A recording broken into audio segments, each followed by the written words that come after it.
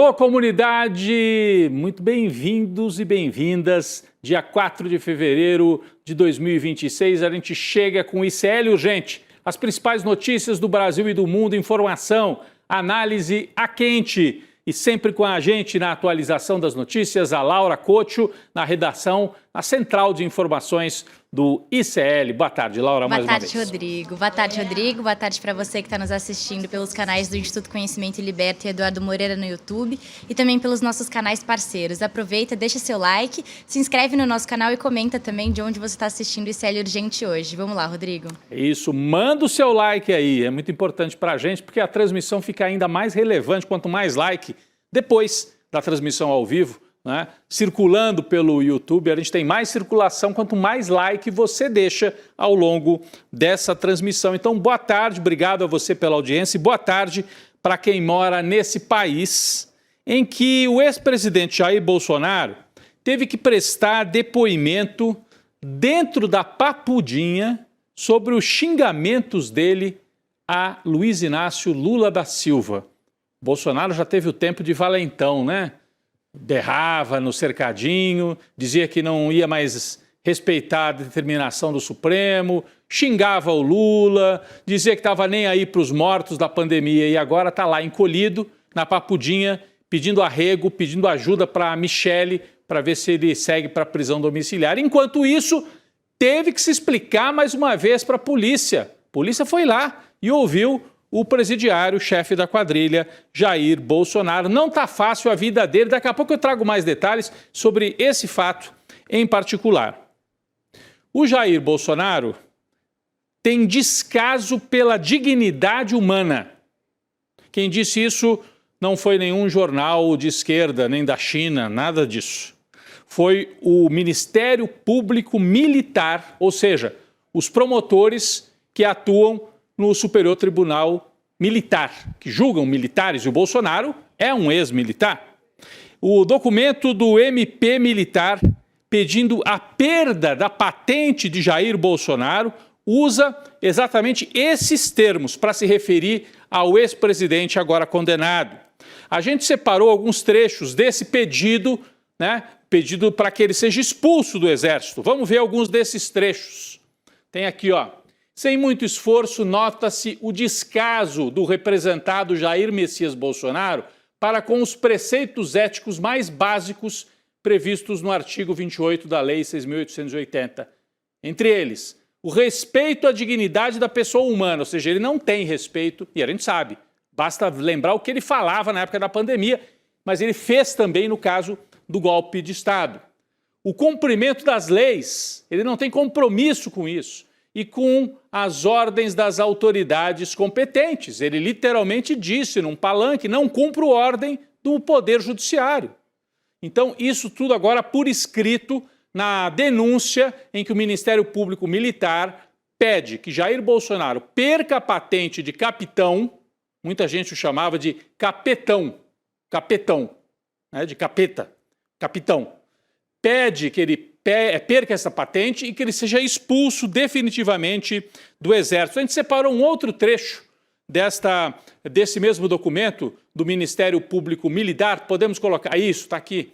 Em vez de agir com dedicação e fidelidade à pátria, como manda o inciso 1º do artigo 31 no Estatuto dos Militares, Bolsonaro organizou um golpe contra as suas instituições, afastando-se na sua jornada delituosa, ou seja, de delinquente, afastando-se da probidade e da lealdade e da disciplina, buscando a todo custo contornar o cumprimento das obrigações e das ordens, especialmente as emanadas pelo Supremo Tribunal Federal. São trechos, repito, do documento oficial que já chegou ao Superior Tribunal Militar e, com base nisso, os ministros do STM vão julgar Bolsonaro e outros condenados pelo golpe de Estado. A gente trouxe aqui ontem as representações para cassar as patentes de 5 militares condenados por tentativa de golpe de Estado, já estão lá no STM. Caberá ao tribunal decidir se eles perdem ou não as patentes. Vamos relembrar aqui quem são, né? Porque não é só o Jair Bolsonaro. Tem mais 3 generais já condenados. Augusto Heleno, condenado a muitos e muitos anos de cadeia, né? Paulo Sérgio Nogueira e Walter Braga Neto. Então, o capitão Bolsonaro, 3 generais e o almirante Almir Garnier, que foi condenado porque ofereceu as tropas da Marinha para o golpe de Estado.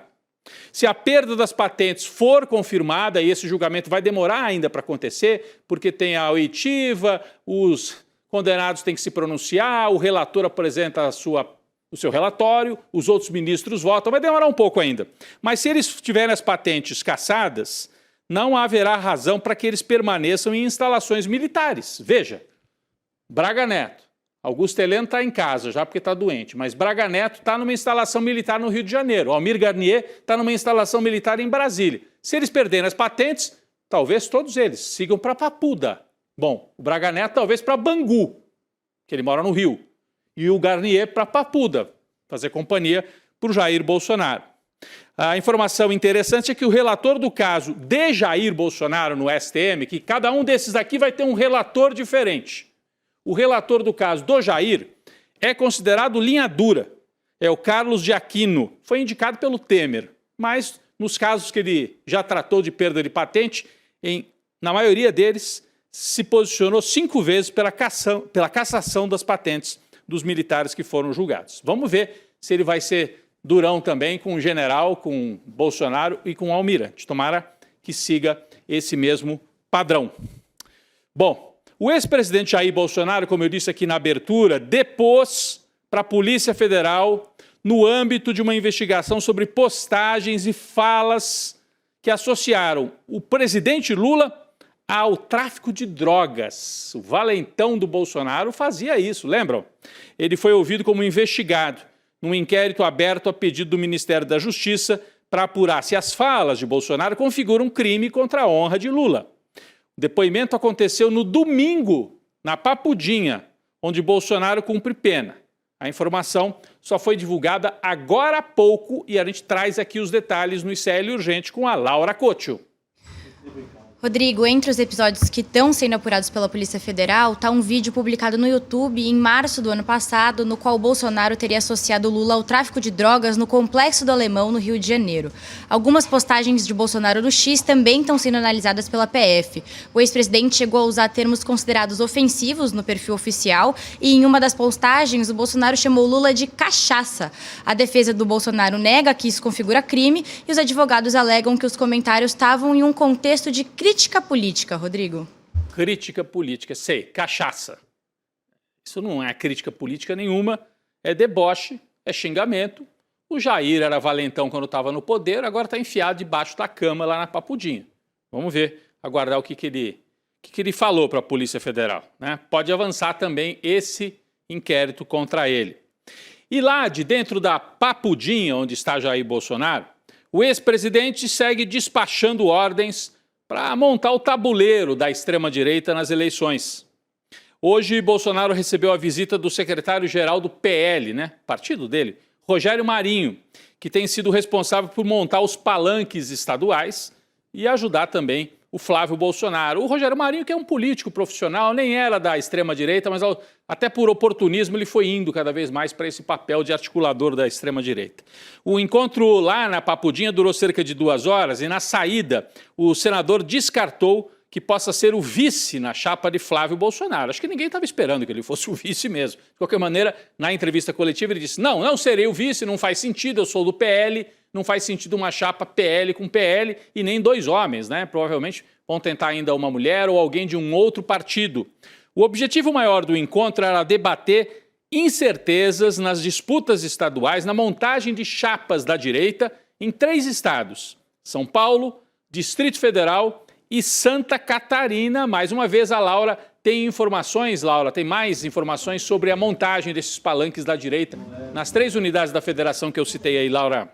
Começando por São Paulo, uma das vagas da direita ao Senado Federal está em aberto com a impossibilidade do Eduardo Bolsonaro sair candidato.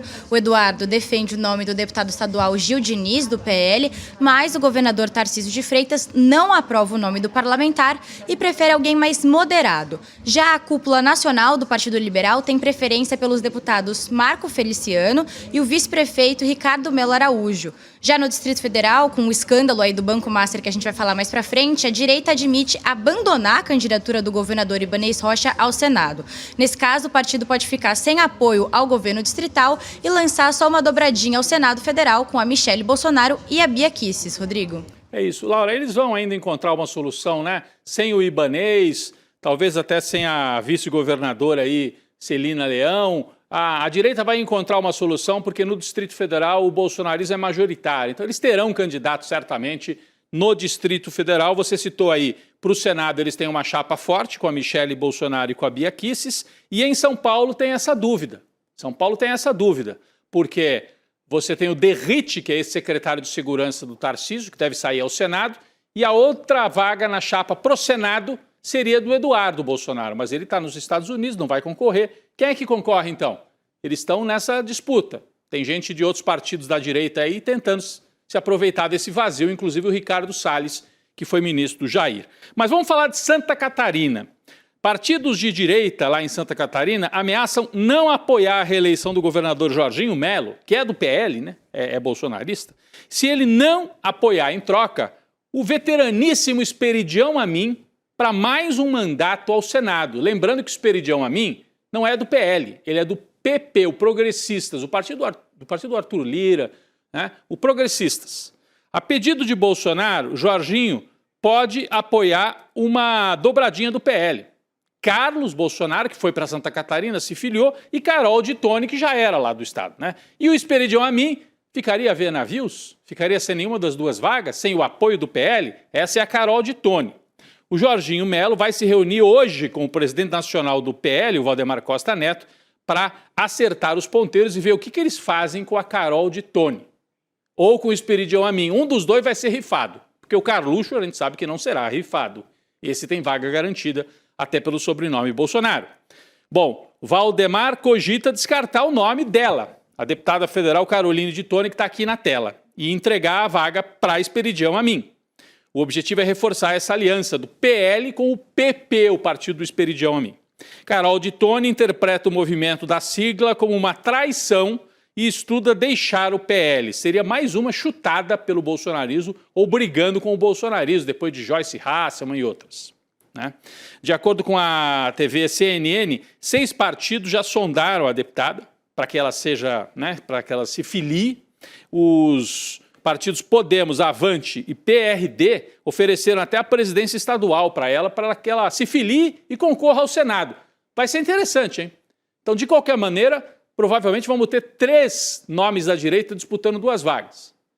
2 oficialmente na chapa bolsonarista, Esperidião e Carluxo, e a Carol de Tone correndo por fora e tirando votos dos 2. Há até espaço para uma candidatura, talvez de centro-esquerda, para surpreender no meio desta bagunça da extrema-direita. Quem está incomodada com essa situação é Michelle Bolsonaro. Olha só, a postagem que a nossa equipe foi buscar nas redes sociais da Michelle. O Bruno Concílio sempre de olho aqui nas redes, aqui na nossa equipe. A ex-primeira-dama publicou uma foto, não é à toa, hein? Uma foto no Instagram com a legenda: "Estamos com você, Carol de Tone". A Michelle mostra que uma coisa são os acordos do PL e do Valdemar, outra coisa são os apoios dela, que vai construindo um núcleo próprio dentro da direita, por fora, inclusive, muitas vezes, das alianças oficiais do bolsonarismo. Interessante e, eu diria, preocupante para a direita esse movimento da Michelle. Vamos acompanhar. Movimentos também do outro lado do tabuleiro, hein? Olha, Minas Gerais. Ao que tudo indica, o ex-presidente do Senado, Rodrigo Pacheco, está de mudança de partido. Você lembra dessa história? O Rodrigo Pacheco foi presidente do Senado, é um homem moderado, de centro. O Lula quer que ele seja candidato a governador em Minas com o apoio do PT. Só que ele é filiado ao partido do Kassab. E o Kassab domina tudo, né? Então, qual que é a jogada? O Rodrigo Pacheco sair do partido do Kassab e se filiar à União Brasil, por indicação do Alcolumbre do Senado.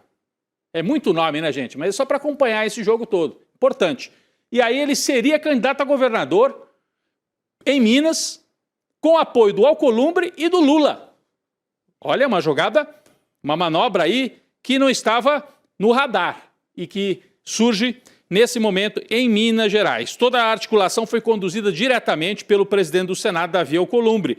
O movimento é estratégico para fortalecer a União Brasil em Minas. Laura tem outras informações. Laura. Rodrigo, a expectativa do União Brasil com essa filiação do Rodrigo Pacheco é provocar uma debandada de nomes do PSD para a legenda, como você mencionou.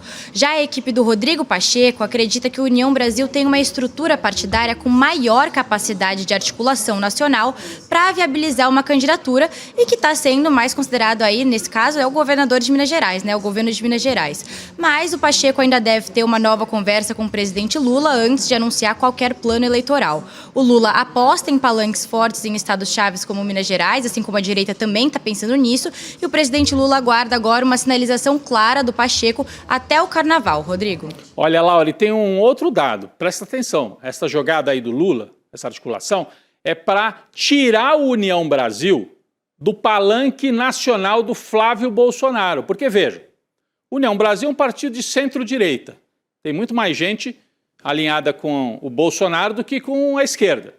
Mas se você lança um candidato a governador num estado tão importante como Minas, pela União Brasil, com apoio do Lula, a contrapartida vai ser União Brasil. Então você libere os seus filiados, fique neutro no primeiro turno, em alguns estados fique com Lula, em outros com o Bolsonaro.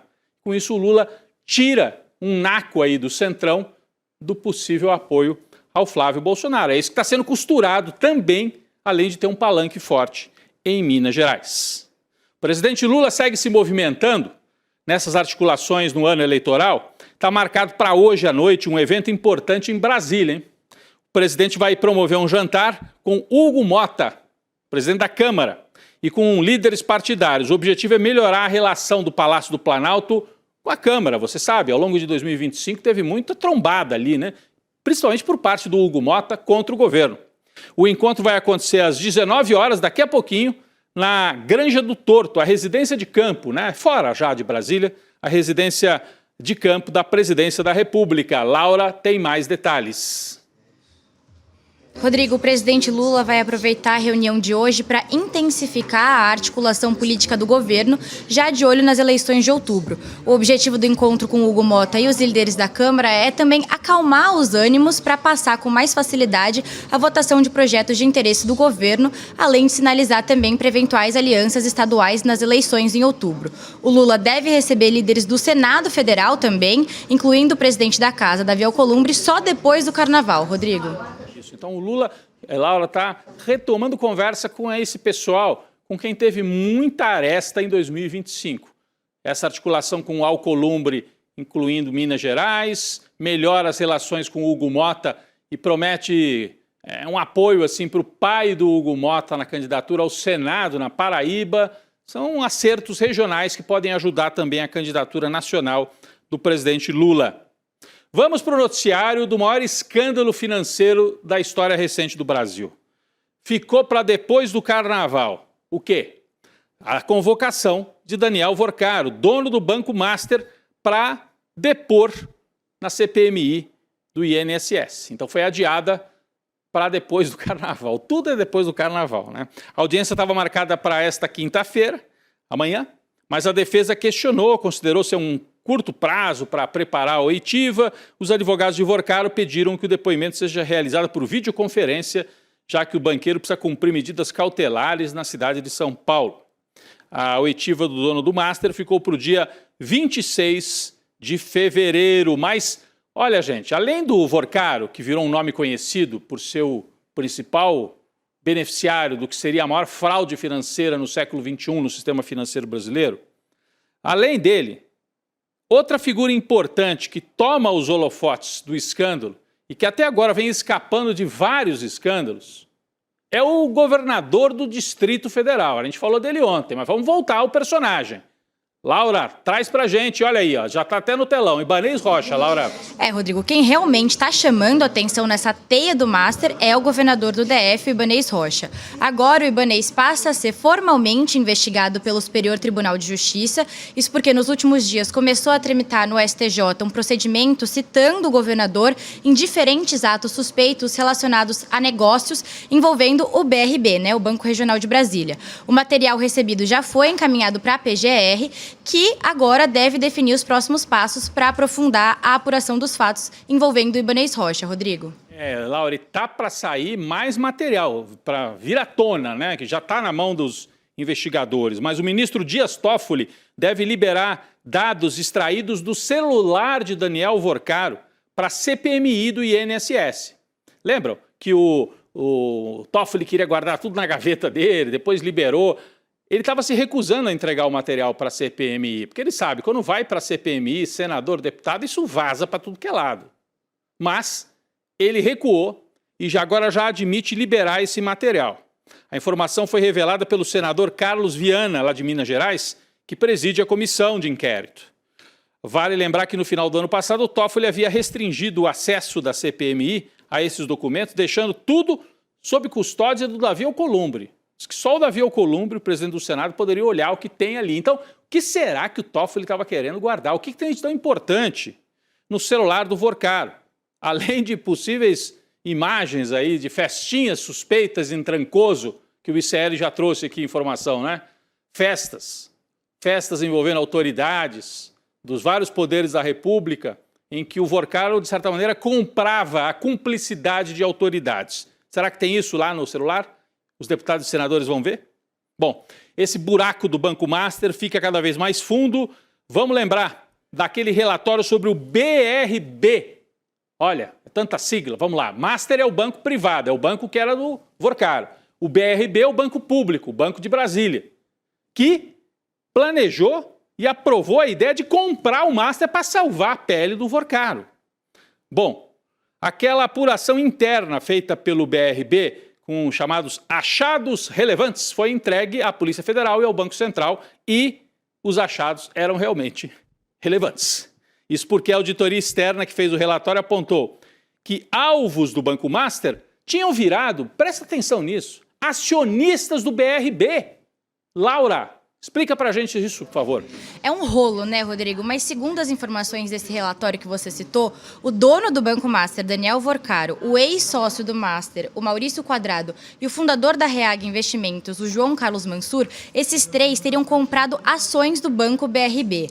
Essa descoberta motivou a abertura de uma nova investigação sobre a instituição, que tem como sócio majoritário o governo do Distrito Federal, comandado pelo Ibanez Rocha, que a gente estava comentando até agora. A PF vai apurar como se deu toda essa compra e venda dessas ações e até então, mesmo confrontados em depoimento, o Vorcaro e o ex-presidente do BRB, o Paulo Henrique Costa, não haviam mencionado nem um pouco esse assunto, Rodrigo. Então, qual é o assunto, Laura? Só para resumir tudo aqui para quem está acompanhando. O Vorcaro seria também sócio, ainda que minoritário, do BRB, um banco que ia comprar um Master para salvar a pele dele. Era uma ação entre amigos. Se o Ibanez Rocha não for denunciado e responsabilizado no meio disso, olha, ele tem proteção que eu não sei de onde vem. Se até o Jair Bolsonaro está preso, por que o Ibanez vai ser poupado? Tem que ir para cima do Ibanez Rocha, está muito estranha essa história. Bom, voltando para a CPMI do INSS, a reta final dos trabalhos é marcada por uma batalha entre bolsonaristas e lulistas. Laura, conta pra gente mais detalhes dessa batalha aí na CPMI do INSS. Rodrigo, é tiro de todos os lados, né? Só nessa semana, a CPMI do INSS recebeu requerimentos que solicitam a quebra do sigilo bancário e fiscal do Flávio Bolsonaro, que é pré-candidato à presidência, e do Fábio Luiz Lula da Silva, o Lulinha, que é filho do presidente Lula. O argumento dos dois lados gira em torno de uma figura principal desse escândalo todo do INSS, que é o empresário Antônio Carlos Antunes, popularmente aí conhecido como o Careca do INSS. O Antônio Carlos, ele era um dos principais operadores do esquema contra os aposentados e atualmente ele está preso.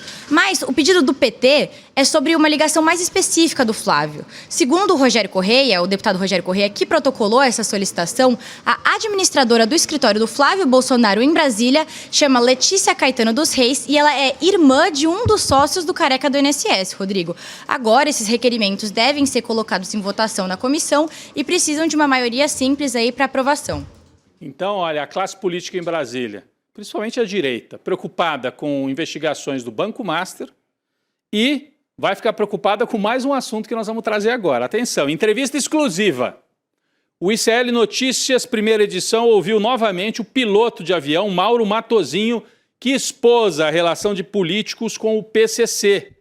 Hoje o piloto foi além na entrevista de hoje. Ele disse que chegou a transportar nos aviões o ministro Dias Toffoli do STF.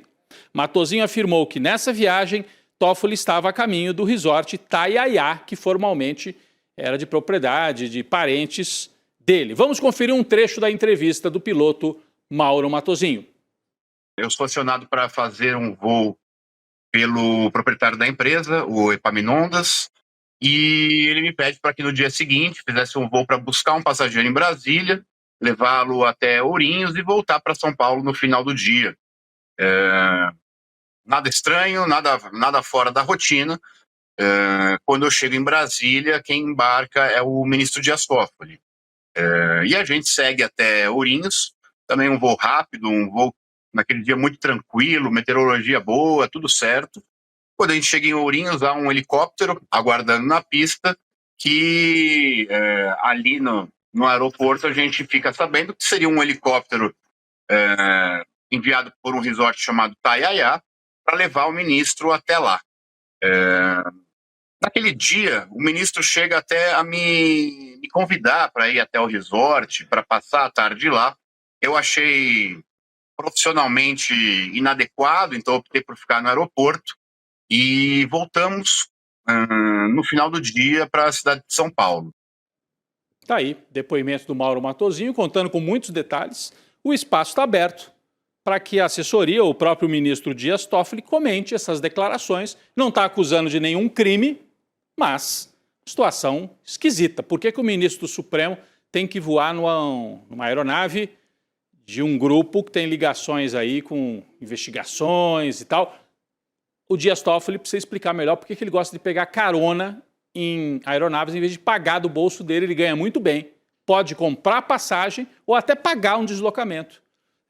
Nesse caso, será que ele pagou? Ele pode até vir e dizer, eu paguei, não foi de graça. Tá bom, então a gente quer saber. Está aberto aqui o espaço, está aberto o espaço para que ele se explique.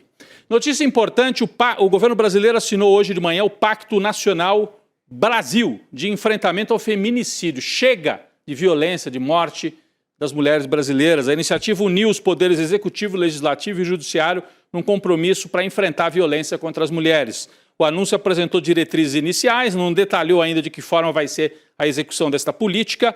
Na abertura da cerimônia, a primeira-dama Janja fez um discurso, falou das vítimas do feminicídio. O presidente Lula também ressaltou a importância do papel dos homens no combate à violência contra a mulher. Vamos conferir um trecho da fala do presidente Lula. Não basta não ser um agressor. É também preciso lutar para que não haja mais agressões. Cada homem deste país tem uma missão a cumprir. Conversar com amigos, primos, tios, vizinhos, colegas de trabalho, companheiro de bar e parceiro de futebol. Não podemos nos omitir. Enquanto poder público, vamos aprimorar os instrumentos de proteção, prevenção e acolhimento. Então, é o Lula dialogando com os homens brasileiros para que sejam também combatentes contra a violência que atinge as mulheres. Falando nisso, infelizmente, vamos trazer aqui mais uma notícia. Um ministro do Superior Tribunal de Justiça, não é o STF, é o STJ. Marco Buzzi está sendo acusado de assédio sexual contra uma jovem de 18 anos. A vítima é filha de um casal de amigos do ministro, passou as férias de janeiro hospedada na casa do magistrado, em Balneário Camboriú, Santa Catarina, onde o caso teria acontecido. Nós vamos seguir acompanhando esse caso. O Conselho Nacional de Justiça disse que o caso tramita em sigilo. A Corregedoria do CNJ confirmou que colheu depoimentos já hoje de manhã. Marco Buzzi tomou posse no STJ em 2011 e completa hoje 68 anos de idade. Vamos acompanhar esse caso gravíssimo, até pelas circunstâncias todas descritas pela vítima. Mais um caso. Laura Couto, obrigado pela tua parceria. pela participação aqui, atualizando as notícias. Obrigada, Rodrigo. Hoje o N2 tem um elenco de peso, hein? Vem cá, olha isso. Eu tô vendo olha quem aí. tá atrás de mim. Eu vi, passou Tá pra lá tudo- e pra cá. Vem, gente, vocês têm que vir na câmera. Olha isso. Ah, que maravilha. Todo mundo Várias combinou de vir de visitas. vermelho. Você Que viu, maravilhoso. Rodrigo? Eu quase vim de vermelho. Quase. Guga, Deixa Manu vermelho pra e amanhã. Amanda. Tchau, tchau, Rodrigo. A Até tropa amanhã. vermelha do ICL daqui a pouquinho no N2. Até amanhã, Laura. Crimes cometidos pelas elites raramente terminam em punição. Atropelamentos, fraudes, crimes ambientais, violência sexual, tudo isso, né? Os casos mudam, o desfecho não. Por que as elites nunca pagam por seus crimes? O pacto da impunidade. Tem tudo a ver com isso que a gente vem noticiando nos últimos dias, né? A aula O Pacto da Impunidade será no próximo dia 12 de fevereiro, uma quinta-feira, às 8 horas da noite. Vai conectar casos emblemáticos de impunidade na nossa história recente. A gente já tem aí quais são os dois que vão comandar esta aula magna, né? O Gessé Souza e o Lindener Pareto. 12 de fevereiro, quinta, 8 horas da noite. Você se inscreve em iclurgente.com.br. Acompanhe a aula inaugural da turma de 2026, iclurgente.com.br para fazer a inscrição. Vem aí o N2, o ICL Urgente, volta amanhã. Valeu, gente. Deixa eu te contar uma história que resume como funciona o Brasil.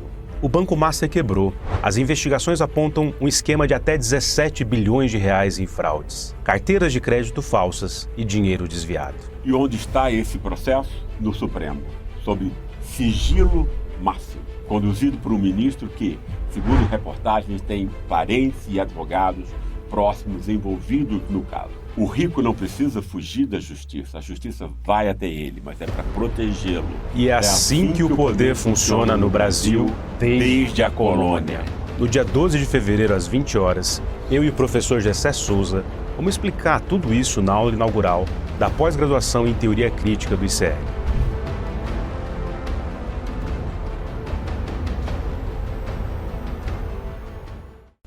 Você tem um canal, rádio ou TV?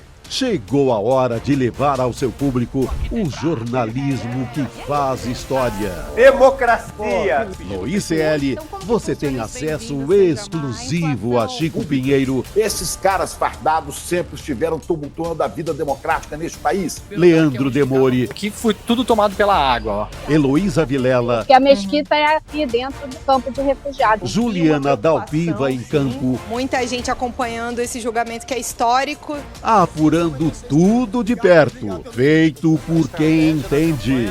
São histórias que mudaram o Brasil e você pode levá-las ao seu público. Seja nosso parceiro. Use nossa programação gratuitamente e fortaleça seu conteúdo com credibilidade. Acesse icl.com.br/parceria. Juntos, levamos a verdade mais longe.